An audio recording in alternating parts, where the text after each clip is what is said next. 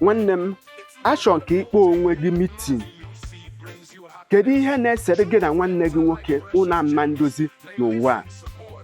Izu na-aka mma na nneji. Enyi ga-ana, ikwu na ibe ga-ana, mana nwanne ga-adị. Ọ bụ na ozu siri isi achọghị onye bụ nwanne ya.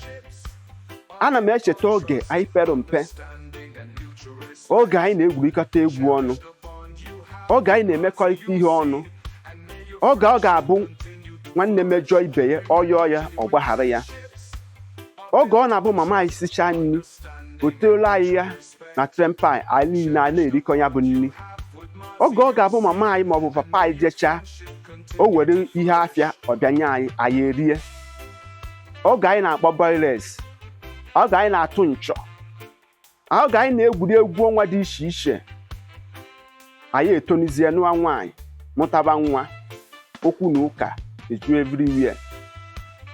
Ije na nke dibịa ị naghị eme ọfụma, asị gị nọọ nwanne gị nwoke. Ije na nke pastọ na biznes ha anaghị agazi ọfụma, asị gị nọọ nwanne gị nwaanyị. Okwu na ụka eju everywhere, nwanne m nwoke nwanne m nwaanyị. Anyị ga-esechaghị okwu a wee ruo ole mgbe onye fụzie nwanne ya ọ sị ana ka o gbue, onye fụzie nwanne ya ọ chọọ ka o wepụ ndụ nwanne ya. Nwanne nka ngwa gị nọdụgodi anya chee nya bụ ihe eche. Nwanne dị mkpa rie nne, maka ọ gbajue dọrụ ofu nwanne gị ka ị ga-akpọ. Ọ bụrụ na ị naghị eme ịta, jekwuo nwanne gị ka gị na ya kpee udo, na udo na-aka mma na ndụ. Ekwene ka esemokwu unu duba unu na jebe ejebe adị mma na ba anaba adị mma. Ekwene ka esemokwu unu lidi unu na ụmụ unu ga-esoro unu sesere ụmụ ha okwu. Nwanne m nwoke cheba anya bụ ihe ọfụma. Ọ bụrụ na ị nọ ebe tere aka, kpọọ nwanne gị na fon, kpọọ ya n'ekwentị si nwanne m ihe ọbụla m mere gị n'elu ụwa gị gbaghara.